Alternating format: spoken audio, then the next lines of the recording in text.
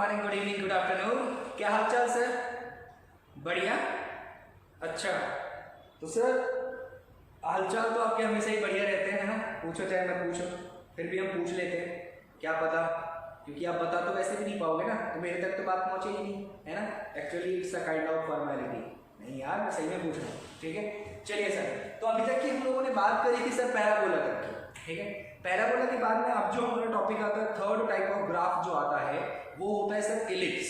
Ellipse, दीर्घवृत्त जिसको बोलते हैं, ठीक है। बच्चा लोग, ये वीडियो दोनों मीडियम्स के लिए बनाई जा रही है। एक्चुअल में ऐसा क्यों हो रहा है, क्योंकि दोनों में जो डिफरेंस आ रहा है ना, वो केवल इतना सा है कि मैं जनरल इक्वेशन लिखता हूँ इंग्लिश मीडियम के लिए और हिंदी के लिए लिखता हूँ सामान्य समीकरण। इसके अलावा बोर्ड पर जो भी चीजें हो रही होती है वो दोनों मीडियम्स में सेम होती है, ठीक है। तो मैंने सोचा कि टाइम को यूटिलाइज करें, है ना। जितने टाइम में हम 2 वीडियोज बना रहे उतने टाइम में हम और भी कुछ कर सकते हैं, नेक्स्ट क्लास की वीडियो बन सकती है। बात समझ रहे हो ना। तो टाइम को यूटिलाइज, और अगर समझने में कोई प्रॉब्लम आती है तो आप इस वीडियो पे कमेंट कर सकते हैं, ठीक है। चलिए देखें सर, हम लोग बात कर रहे थे पैराबोला तक की, और अभी जो थर्ड टॉपिक मेरे पास आता है वो आता है सर एलिप्स, जिसको हम लोग हिंदी में बोलते हैं दीर्घवृत्त, ठीक है। चलिए, तो पेन कॉपी निकाल लें, टेंशन दिमाग से दूर कर दें और एकदम शिद्दत के साथ ध्यान बोर्ड पर होना चाहिए, कान मेरी आवाज पर होने चाहिए। बैठ जाओ सर पेन कॉपी लेकर के, ठीक है। चलिए इसे स्टार्ट करते हैं। हमारा आज का टॉपिक एलिप्स, दीर्घवृत्त जिसे हम बोल रहे हैं, और इसकी जो जनरल इक्वेशन होती है सर, इसकी जो जनरल इक्वेशन होती है सर, सामान्य समीकरण जिसे हम बोलते हैं, वो होती है x स्क्वायर अपॉन में a square plus y square upon में b स्क्वायर इक्वल्स टू 1। बहुत ही मजेदार, बहुत ही अच्छी इक्वेशन है सर। x स्क्वायर अपॉन में a square plus y square upon में b square equals to 1, clear. अब यहाँ पर a और b क्या है sir, where a, b are constant बोल सकता हूँ, या मैं बोलूंगा sir semi axis of ellipse, semi axis of ellipse, ठीक है। अच्छा, अभी क्या होते हैं क्या नहीं होते इसकी बात करेंगे सर। आप इतना सा जान लीजिए, जो एलिप्स होता है ना, दीर्घवृत्त जो होता है, उसका जो साइज और शेप होता है, आकृति होती है, वो अंडे के जैसी होती है सर। ऐसे ही होता है ना अंदर एग, है ना, तो एग के जैसी होती है इसकी शेप, ठीक है। अब वो कब कौन सा बनेगा इसकी बात अभी हम करते हैं सर, ध्यान दे रहे हैं आपको। अब इसमें ना मान लो मैं अगर ये एक्सिस बना दूं ऐसे, तो सर इस एलिप्स की 2 रेडियसेस मुझे नजर आती है। एक तो नजर आती है x की तरफ और एक नजर आती है y की तरफ। बात समझ में आ रही है क्या, है ना। तो सर ये जो डिफरेंस आएगा ना, मान लो x वाले को मैं a बोल रहा हूँ, y वाले को मैं b बोल रहा हूँ, तो एलिप्स के सेमी एक्सिस का मतलब क्या है यार, पूरा एक्सिस तो एलिप्स कहाँ से कहाँ तक है, यहाँ से और यहाँ तक का है। मुझे इस पूरे की बात नहीं करनी, मुझे इसके आधे की बात करनी, मतलब इसकी बात करनी है। ये तो इस पूरे का आधा है, इसीलिए मैंने इसको सेमी एक्सिस बोल दिया। एक्चुअल में a कंप्लीट डिस्टेंस नहीं है, कौन सी है, आधी वाली, ठीक है, इसलिए मैं इसको सेमी एक्सिस बोल रहा हूँ, क्लियर। बच्चों a कौन सा सेमी एक्सिस है, semi axis at x axis, a किसके नीचे, x के नीचे, तो x वाला एक्सिस सेमी एक्सिस कितना है a, और b किसके नीचे है, y के नीचे, तो y वाला सेमी एक्सिस कितना है b। यहां तक की बात समझ गई है बच्चों। इस ग्राफ में देख करके आप इतना तो क्लियरिफाई आराम से कर सकते हो कि a और b के प्लस और माइनस होने से कोई फर्क नहीं पड़ेगा। इस बार a और b के प्लस और माइनस होने से कोई फर्क नहीं पड़ेगा। ऐसा क्यों बोल रहा हूँ यार मैं, ऐसा इसलिए बोल रहा हूँ सर क्योंकि a का स्क्वायर है, अब a प्लस में होगा तो उसका स्क्वायर प्लस आएगा, माइनस में होगा तो भी उसका स्क्वायर प्लस हो जाएगा, तो a के प्लस माइनस से इक्वेशन पर कोई फर्क नहीं पड़ेगा, क्लियर। सिमिलरली b की बात हो जाएगी, बात समझ में आ गई है। तो मुझे अब ये तो बात करनी नहीं है कि a प्लस है कि b प्लस है कि a माइनस है कि b माइनस है ना। एक्चुअल में a और b माइनस होंगे ही नहीं, क्योंकि a और b डिस्टेंसेज हैं, सेमी एक्सिस की लेंथ है, और लेंथ कभी नेगेटिव नहीं होती। बात समझ में आ रही है ना, ठीक है। तो सर जो 2 केस बनते हैं मेरे पास वो कौन से हैं कि यार a और b में आपस में क्या रिलेशन है, a और b में आपस में क्या रिलेशन है। एक तो बात हो सकती है कि sir a is greater than to b हो, when a is greater than to b हो, ठीक है। एक और बात क्या हो सकती है सर, एक और बात हो सकती है when a is less than to b हो। बात क्लियर हो रही है क्या, ये 2 केस बनते हैं, ठीक है। तीसरे केस के बारे में अभी मत सोचना कि a इक्वल्स टू b पर क्या होगा, वो केस अभी मैं सोचा, अभी के लिए 2 केस समझो कि a is greater than to b हो और a is less than to b हो, तो क्या बनना है, तो इलिप्स बनना है। लेकिन वो कैसा कैसा बनेगा, वो केसेस को हम डिस्कस कर रहे हैं। सर इधर ध्यान दें, a बड़ा है, a बड़ा है, ध्यान दो इलिप्स में क्या होता है सर, अगर ये इलिप्स है तो ऑब्वियस सी बात है a b से बड़ा है, ठीक है। अगर बच्चों में ये इलिप्स बना दूं तो ध्यान दो a तो ये हो गया और b ये हो गया, इस बार a b से छोटा है ना। तो a के बड़े होने से और b के बड़े होने से क्या डिफरेंस आएगा सर, ये जो इलिप्स होगा ना बनेगा, तो एक्चुअली ये इलिप्स या तो लाइंग इलिप्स होगा, लेटा हुआ होगा, या स्टैंडिंग इलिप्स होगा, खड़ा हुआ होगा। बात समझ में आया? तो ये कैसे डिसाइड होगा सर, ये डिसाइड होगा इस रिलेशन से। अब ध्यान ये रखना है, जो बड़ा होता है उसे तो बोलते हैं मेजर एक्सिस, लेकिन यहां पर एक जो है वो सेमी एक्सिस तो है ना, तो ये मेजर एक्सिस का सेमी है, मतलब सेमी मेजर एक्सिस। अर्ध दीर्घ अक्ष क्या बोलते हैं सर, अर्ध दीर्घ अक्ष,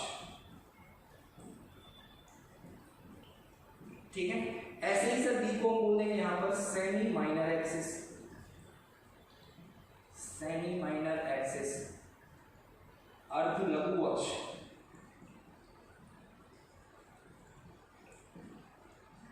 ठीक है। ध्यान रखने की बात सर, ये क्या है, ये दीर्घवृत्त के अर्ध अक्ष हैं, दीर्घवृत्त के अर्ध अक्ष ये हो गया, ठीक है। अच्छा तो सर यहाँ पर a बड़ा है इसलिए ये तो हो गया मेजर एक्सिस, b हो गया माइनर एक्सिस। बात समझ में आ रहा है? सर a क्या होता है, मेजर एक्सिस का आधा, अर्ध दीर्घ अक्ष लिखा हुआ है ना, तो दीर्घ अक्ष का आधा है ना, तो दीर्घ अक्ष कितना हो जाएगा, बोलो बोलो, मेजर एक्सिस कितना हो जाएगा 2a, इसका डबल हो जाएगा। सिमिलरली लघु अक्ष क्या हो जाएगा 2b, इसका डबल हो जाएगा। बात समझ में आ रही है क्या, बोलो पक्की बात है ना। अच्छा सर ग्राफ बनाएंगे इलिप्स का, तो a को बड़ा रखना है सर,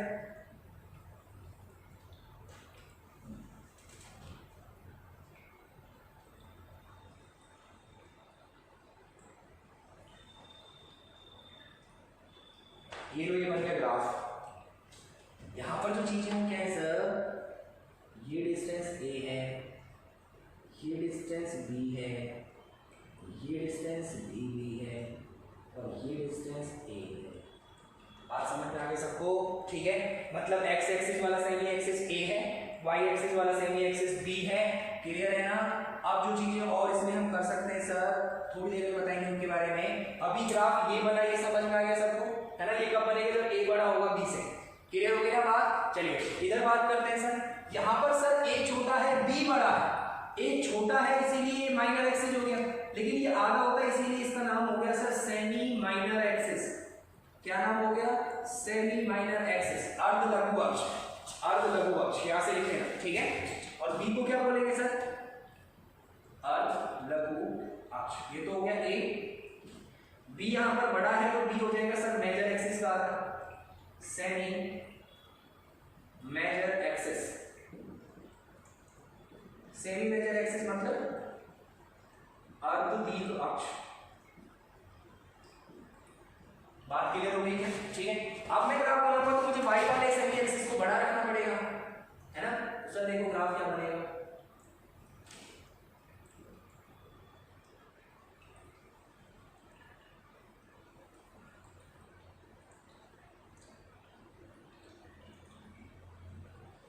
ये बन गया ग्राफ, दिख रहा है सबको b बड़ा है ना। y एक्सिस वाला मेजर एक्सिस हो गया, इस बार बड़ा एक्सिस हो गया, ये b है, ये a है, ये भी a है, ये b है। बात समझ में आ रही है सबको, बोलो x y, x डैश और y डैश, क्लियर हो गई बात, पक्का। और कुछ और चीजें जो मैं इनमें पढ़ सकता हूँ वो क्या है सर, ध्यान से देखें सर। इस एक्सिस की बात करें, इस वाले ग्राफ की बात करें, जब a greater than to b है, a greater than to b है, तो जो मेजर एक्सिस होता है, दीर्घ अक्ष होता है, उसकी लेंथ क्या होती है सर, मेजर एक्सिस की लेंथ क्या होती है 2a, और माइनर एक्सिस की लेंथ क्या हो जाएगी सर 2b।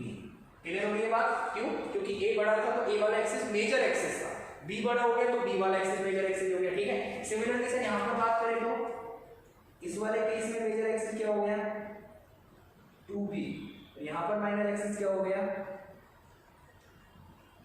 2a। क्लियर हो गई बात, पक्की बात है। अब कुछ चीजें और सर जो आप इस ग्राफ में पता लगा सकते हो, देख करके। क्या सर 4 पॉइंट्स बना रहा हूं, इन पॉइंट्स के कोऑर्डिनेट क्या है? 1 2 3 और 4। 4 ही पॉइंट यहां पर दिखेंगे आपको, 1 2 3 और 4। बात समझ में आ रही? इन 4 के कोऑर्डिनेट्स बता दो यार। इस पॉइंट के किसी भी पॉइंट के कोऑर्डिनेट कैसे लिखे जाते हैं सर? उस पॉइंट पर पहुंचने के लिए आप x की तरफ कितना गए वो तो x का कोऑर्डिनेट हो गया, y की तरफ कितना गए वो y का कोऑर्डिनेट हो जाएगा। ऐसे ही लिखते हैं ना। तो सर आप ये बताओ कि जब आप इस पॉइंट पर पहुंचोगे तो आप x की तरफ कितना आए हो, यहां से कितना आए हो, a आए हो, तो x की तरफ तो कितना आए आप a, ठीक है। लेकिन क्या y की तरफ चलना पड़ा क्या? नहीं चलना पड़ा, ठीक है। तो y वाला कोऑर्डिनेट क्या हो गया? 0। तो कोऑर्डिनेट्स क्या हो गए? a, 0। बात समझ में आ गई क्या सर? इस पॉइंट की बात करोगे तो आप x की तरफ गए या कुछ नहीं, आप तो y पर ही घूम रहे हो ना, x की तरफ तो गए ही नहीं राइट और लेफ्ट में। तो x वाला कोऑर्डिनेट तो 0, y वाला कोऑर्डिनेट अगर मैं y की तरफ b चलूं तो y इस पॉइंट पर पहुंच जाऊंगा, तो y की तरफ कितना चलेगा? b। बात समझ में आई है? पहले x वाला लिखते हैं, क्लियर। सर इस पॉइंट की बात करूंगा तो मैं लिख रहा हूं -a, 0, शायद कोई प्रॉब्लम नहीं है क्योंकि मैं चला तो a हूं x की तरफ, लेकिन -x की तरफ चला हूं इसीलिए माइनस है, ठीक है। y की तरफ मैं गया ही नहीं तो y 0, क्लियर। ऐसे सर इस पॉइंट की बात करूंगा तो x की तरफ तो मैं गया ही नहीं तो 0, लेकिन y की तरफ कितना चला हूं? -b। बात क्लियर हो गई ना? सेम 4 पॉइंट्स यहां आएंगे सर। वो अलग बात है कि a और b की वैल्यूज बदल गई, लेकिन सर पॉइंट्स के कोऑर्डिनेट तो वही रहेंगे ना। बोलो अभी भी आप चलते उतना ही रहे हो ना उधर उधर।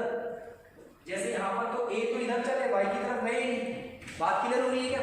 है ना? तो चीज ध्यान रखनी है, इधर आप b चले x की तरफ गए नहीं तो 0 को मांगे, क्लियर। तो ये पॉइंट्स भी आपको यहाँ से मिल सकते हैं, क्लियर है सर? पक्की बात है 110%। चलिए सर नोट करेंगे सर, जो भी चीजें बोर्ड पर इलिप्स के बारे में आपको दिख रही है वो सारी चीजें जल्दी से नोट करेंगे।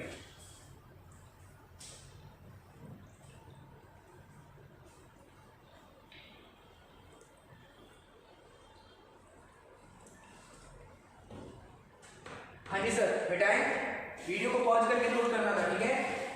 चलिए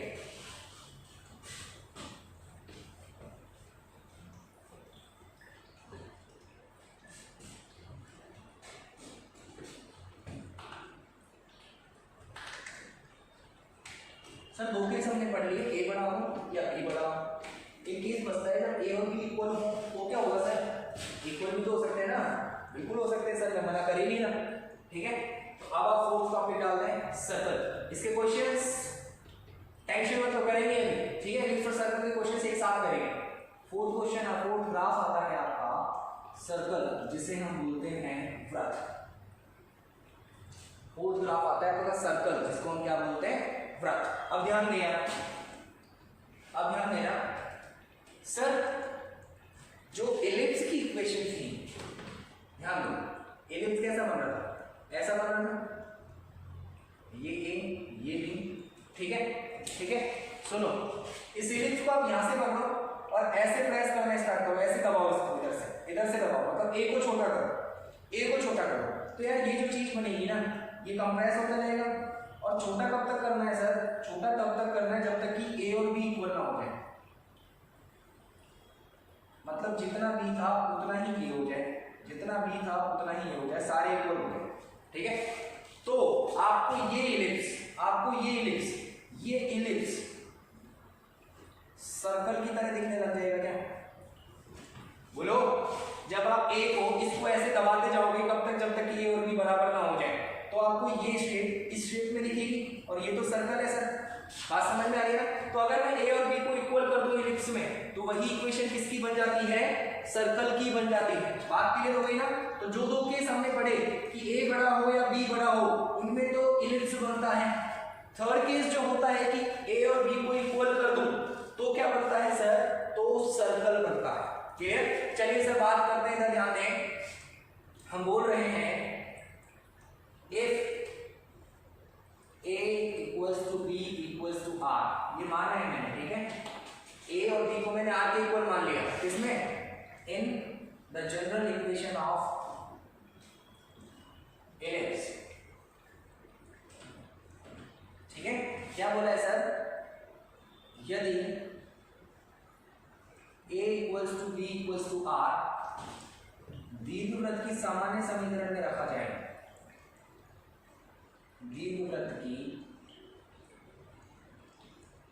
सामान्य समीकरण में रखा जाए। तो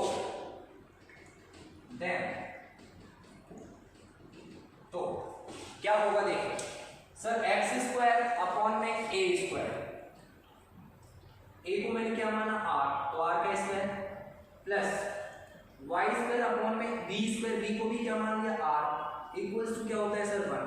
ठीक है, आर स्क्वायर कॉमन आ सकता है तो 1 अपॉन में आर स्क्वायर कॉमन, अंदर बचेगा x square plus Y square equals to 1। ठीक है, तो सर ये अब बदल जाएगा x square plus Y square equals to r square. क्या बन गया sir, x square plus Y square equals to r square. ये जो है ना सर, ये दोनों को इक्वल करने पर सर्कल बन रहा है, ये बात समझ में आ गई ना। मतलब ये जो इक्वेशन आ रही है x square plus Y square equals to r square, ये जनरल इक्वेशन ऑफ सर्कल है, ये जनरल इक्वेशन ऑफ सर्कल है, मतलब वृत्त की सामान्य समीकरण है।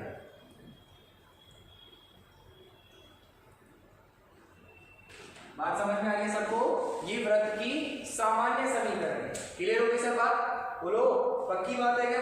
अच्छा, अब ध्यान से सुनिए आप, ये जो सर्कल बनेगा वो कैसा बनेगा, अभी जो एलिप्स बना रहे थे हम कैसे बना रहे थे सर, इसका जो ग्राफ होगा वो हमेशा ही कैसा होगा, ध्यान दें, इसका जो ग्राफ होगा वो हमेशा ही कैसा होगा, ध्यान दें, ग्राफ होगा सर ऐसा कुछ, ऐसा कुछ नहीं, ऐसे नहीं मिटाना है, ठीक है, बना के नहीं मिटाना है। देखो क्या है, इक्वल इक्वल लेना है सब तरफ से,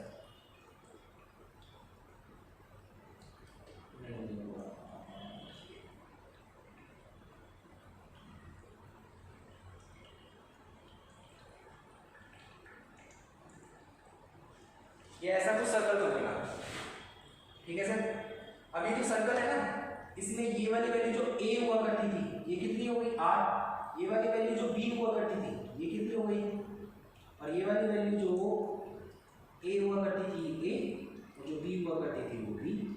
क्लियर हो गई सर बात, बोलो तो सारी क्या हो गई r हो गई ना। ठीक है, अच्छा अब ये जो सर्कल बन रहा है x y x डैश और y डैश, ये जो सर्कल बन रहा है सर, इस सर्कल को देख करके आप कुछ चीजें तो बोल सकते हो ना कि ये कौन सा सर्कल है जिसका सेंटर तो ऑरिजिन है, जिसका सेंटर क्या है, जिसका केंद्र क्या है, मूल बिंदु ऑरिजिन। ठीक है, और जिसकी त्रिज्या रेडियस कितनी है, स्मॉल r। ठीक है, तो ध्यान रखना है सर, ये जो इक्वेशन है ना, ये जो इक्वेशन है, it is the equation of that circle, it is the equation of that circle whose center is origin and whose center is origin and radius is r। ठीक है, तो ये एक स्पेसिफिक सर्कल की इक्वेशन है, इसकी जिसका सेंटर तो ऑरिजिन है और रेडियस क्या है, स्मॉल r। बात समझ में आ गई क्या, पक्की बात है ना, बोलो पक्का। अच्छा, तो सर जो भी चीजें बोर्ड पर लिखी हुई है उन्हें जल्दी से एक बार नोट करें, फिर हम क्वेश्चंस देखते हैं।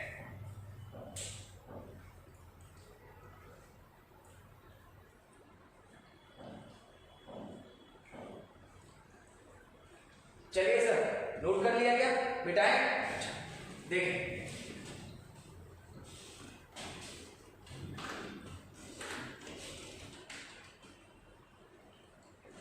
तो एलिप्स और सर्कल एक ही जैसे हैं। ध्यान रखने के लिए जो समझने की चीज है वो क्या है अभी समझाएंगे। अब हम क्वेश्चंस की बात करेंगे एलिप्स और सर्कल दोनों के। ठीक है, देखें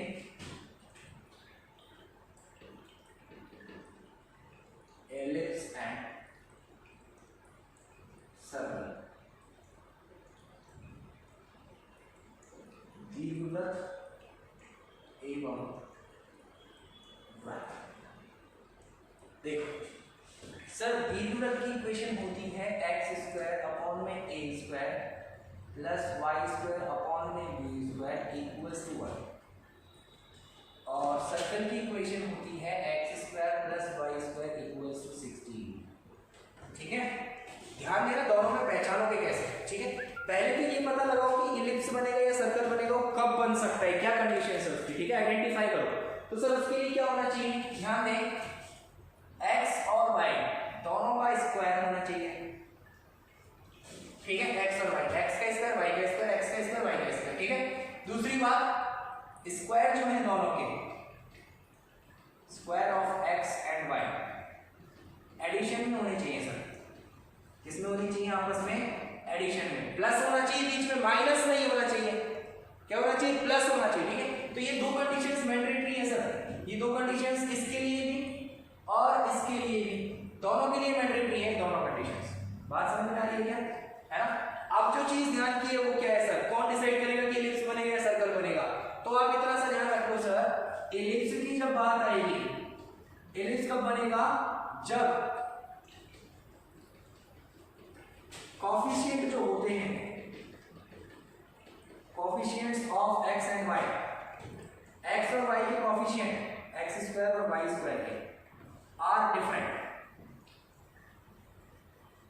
ठीक है। कहने का मतलब क्या है? एक्स स्क्वायर एवं वाई स्क्वायर के गुणांक अलग होंगे,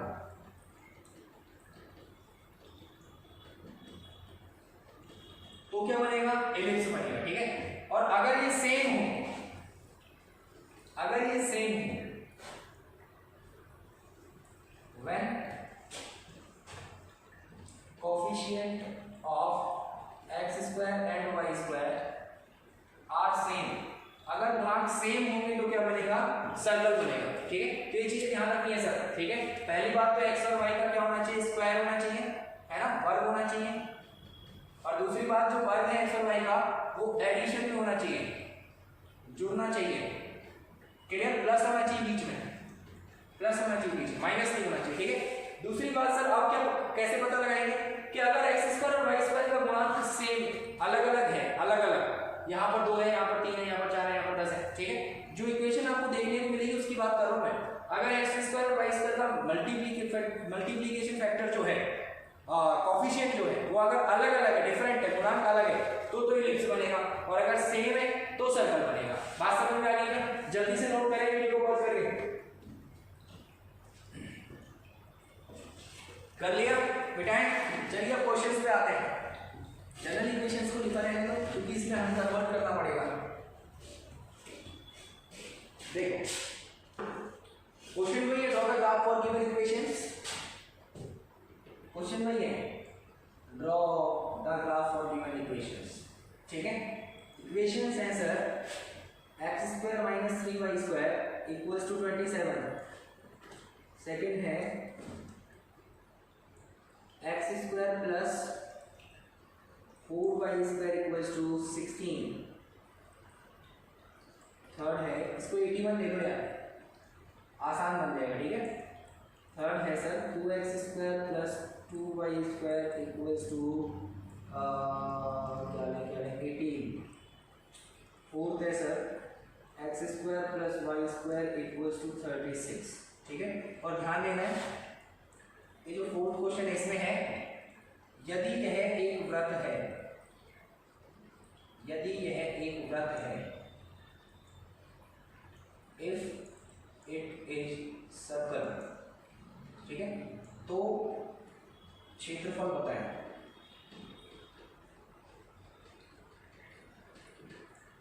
देन फाइंड एरिया। ये फोर्थ क्वेश्चन में है, ठीक है। अब देखो क्वेश्चन सॉल्व करते हैं सर जल्दी से। पहले क्वेश्चन को देखो, पहले तो हमने जो स्टेप सीखे वो देखो। सब में देखो एक्स स्क्वायर और वाई स्क्वायर दोनों स्क्वायर है, यहाँ पर भी स्क्वायर है, यहाँ पर भी, यहाँ पर भी और यहाँ पर भी। दूसरी चीज, दोनों सबके सब एडिशन में है, तो मतलब सारे के सारे बनेंगे तो या तो दीर्घवृत्त बनेंगे या वृत्त बनेंगे। ये बात तो क्लियर हो गई ना? अब बात सुने, नेक्स्ट स्टेप आता है कि कोफिशिएंट देखो, एक्स स्क्वायर का कोफिशिएंट 1 और वाई स्क्वायर का 3, तो अलग अलग है ना, तो ये तो क्या बनेगा सर? ये तो बनेगा एलिप्स।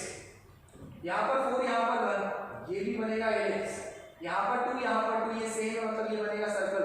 यहाँ पर 1, यहाँ पर 1, मतलब ये बनेगा सर्कल। क्लियर हो गई ना बात, है ना? अच्छा सर, अब हम जल्दी से ग्राफ बना लें।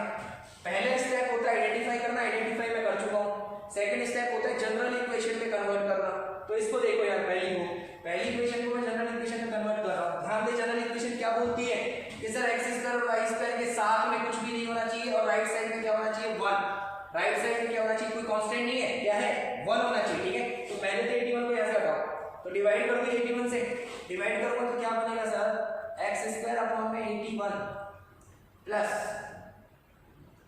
3y स्क्वायर अपॉन में 81 इक्वल्स टू 1। ठीक है, 81 से डिवाइड कर दिया, 81 से 81 कैंसिल, एक्स स्क्वायर के नीचे आ जाएगा, इसके नीचे आ जाएगा। ठीक है, अच्छा सर ऊपर जो भी चीजें हो, ऊपर जो भी चीजें हो, मान लो मैं इसको 9x स्क्वायर मान लेता हूं। ठीक है, अब क्या मैं इस 9x स्क्वायर पे 81 को 9 को नीचे ला सकता हूं, मतलब क्या मैं इसको ऐसे लिख सकता हूं 81 अपॉन में 9। बोलो सर इसको भी क्या मैं ऐसे लिख सकता हूं 81 अपॉन में 3। यार ऐसे नहीं आ रहा समझ में, ये देखो उल्टा तो कर सकता हूं ना, जो नीचे होता है वो ऊपर चला जाता है, तो 9 तो ऊपर पहुंच जाएगा, तो जब इसको यहां से यहां पहुंचाया जा सकता है, यहां से यहां वापस भी लाया जा सकता है। क्लियर, ऐसे 3 को ऊपर पहुंचा सकता हूं तो नीचे भी ला सकता हूं। क्यों, क्योंकि सर एक्स स्क्वायर और वाई स्क्वायर के साथ में मुझे कुछ भी नहीं चाहिए। क्लियर होगी बात, अच्छा तो इक्वल्स टू क्या आ गया सर 1, और अच्छे से सॉल्व करेंगे तो sir x square equals to 9 आ गया प्लस वाई स्क्वायर अपॉन में 27 आ जाएगा इक्वल्स टू क्या हो जाएगा 1 हो जाएगा। बोलो सर अब ये देखो कि ए स्क्वायर बी स्क्वायर, ए और बी की वैल्यू निकालनी है तो नीचे वाले को स्क्वायर बनाओ, नीचे वाला जो भी हो। सर एक बात बताओ, 4 जो होता है 4 जो होता है वो 4 के स्क्वायर रूट क्या 2 का स्क्वायर होता है। ये बात सही है क्या? जो भी चीज आपको दिख रही है वो चीज खुद के स्क्वायर रूट के स्क्वायर के बराबर होती है। या स्क्वायर रूट लोगे फिर स्क्वायर करोगे तो रूट और स्क्वायर तो कैंसिल हो जाएंगे, वही बचेगा है ना। तो क्या मैं इस चीज को 9 को ऐसे लिख सकता हूँ 9 का स्क्वायर रूट का स्क्वायर, स्क्वायर से स्क्वायर रूट कैंसिल हो जाएगा, प्लस ऐसे ही क्या मैं 27 को 27 के स्क्वायर रूट का स्क्वायर लिख सकता हूँ इक्वल्स टू 1। तो यहाँ से मुझे ए और बी मिल गए सर। ए तो क्या है √9, बी क्या है √27, ये तो हो गया 3, ये हो गया 3 √3। बात समझ में आ रही है ना? देख करके पता चल रहा है क्या है sir b is greater than to a है। और अगर ऐसा है तो ग्राफ कैसा बनेगा सर, ग्राफ बनेगा ये 16 नहीं बचा, ये r स्क्वायर है, सॉरी फॉर इनकन्वीनियंस, ये r स्क्वायर है। ठीक है, तो सर ध्यान दें x y x dash y dash. ठीक है, ग्राफ जो बनेगा वो कैसा बनेगा सर, b बड़ा है, b बड़ा है मतलब y की तरफ ज्यादा होना चाहिए, तो ये बन गया ग्राफ। पहले क्वेश्चन को ग्राफ समझ में आएगा, बोलो पक्की बात है, क्लियर है। सेकंड क्वेश्चन देखें, सेकंड भी सॉल्व कर लेते हैं। x square plus 4y square equals to 16। तो सर सेकंड क्वेश्चन जो बनेगा ये तो है फर्स्ट, सेकंड क्वेश्चन क्या है x square plus 4y square equals to 16। Sir सबसे पहला काम यहाँ पर 1 होना चाहिए, तो 16 से डिवाइड कर दो, x स्क्वायर अपॉन में 16 प्लस 4y स्क्वायर अपॉन में 16 इक्वल्स टू 1। सर 4 से 4 टाइम्स कैंसिल, तो देखो x स्क्वायर अपॉन में 16 को क्या मैं 4 का स्क्वायर बोल सकता हूँ, अच्छा प्लस में y स्क्वायर अपॉन में 4 को मैं क्या मैं 2 का स्क्वायर बोल सकता हूँ इक्वल्स टू 1। सर यहाँ से a तो क्या मिल गया 4 मिल गया, b क्या मिल गया 2 मिल गया। देखने पर पता चल रहा है कि a is greater than to b, तो जो ग्राफ बनेगा वो मुझे नहीं लगता कि आपको कोई प्रॉब्लम आएगी। क्यों, क्योंकि a बड़ा होना चाहिए b छोटा होना चाहिए। ये लो सर ग्राफ, बात समझ में आई क्या? बोलो पक्की बात है, दोनों जो भी रिक्स के ग्राफ बनाए हैं वो समझ में आ गई क्या? पक्का। चलिए वीडियो को पॉज करेंगे और स्टार्टिंग के दोनों एग्जांपल्स को नोट करेंगे सर। वीडियो को पॉज करेंगे और स्टार्टिंग के दोनों एग्जांपल्स को नोट करेंगे सर।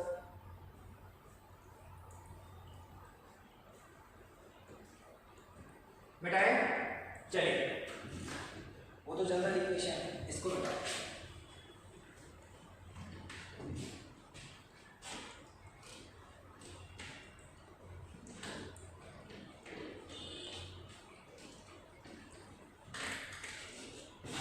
अब देखिए third equation, third question,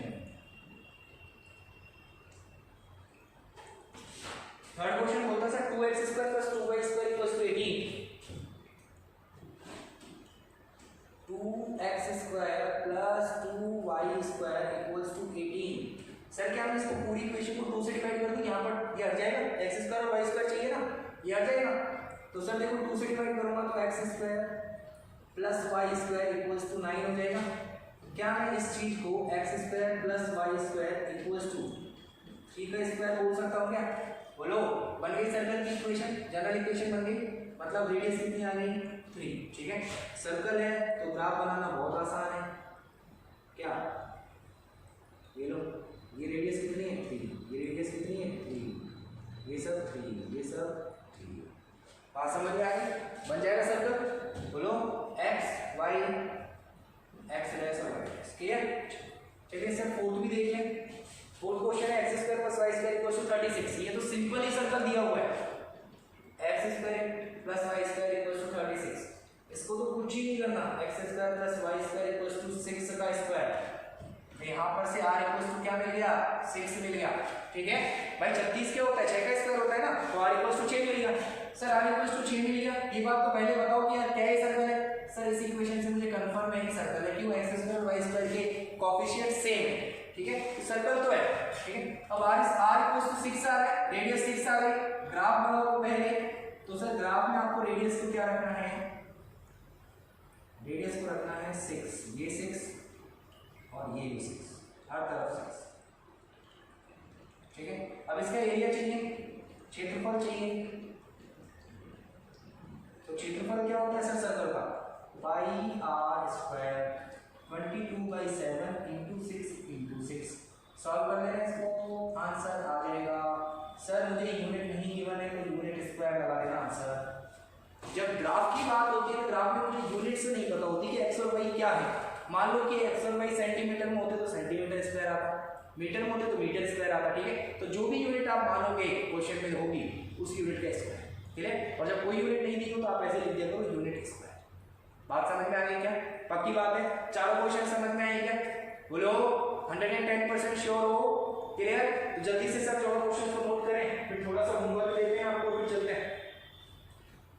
video को पॉज करके नोट करें, पॉज कर दिया, नोट कर लिया, पक्का? चलिए मैं क्वेश्चन मिटा रहा हूं।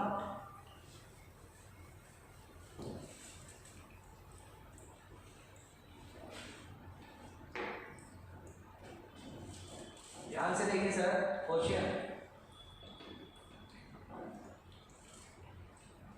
वही है, draw the graphs for given variables.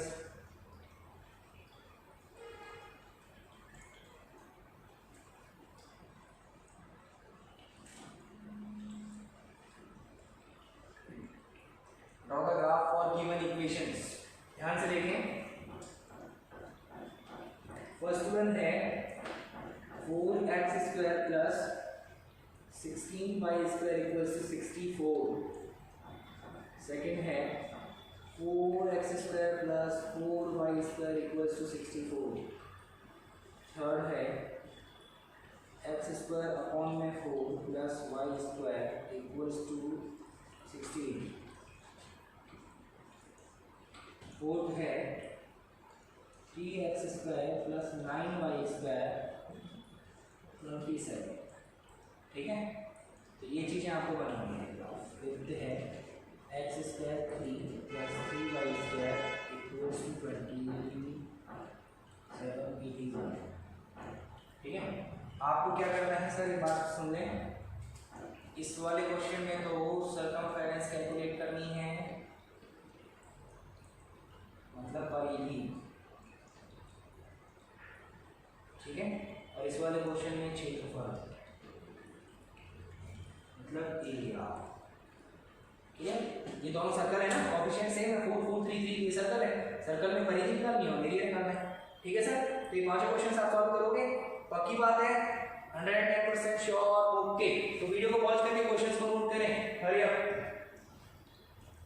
चलिए सर, नोट कर लिया होगा सर, है ना। आज की क्लास हम यहीं पे एंड कर रहे हैं सर। आने वाली क्लास में हम बात करेंगे लास्ट टाइप ऑफ ग्राफ जिसको हम बोलते हैं हाइपरबोला, ठीक है। तो आने वाली क्लास में हम हाइपरबोला की बात करेंगे। तब तक के लिए आप क्वेश्चंस को प्रैक्टिस करें। आई होप कि आप सारे क्वेश्चंस कर दोगे, बहुत आसान चीजें हैं, ठीक है सर। चलिए सर, मिलते हैं नेक्स्ट क्लास में नए टॉपिक और नई एनर्जी के साथ, नए कॉन्फिडेंस के साथ, नए कंसंट्रेशन के साथ, ठीक है। तब तक के लिए थैंक यू वेरी मच।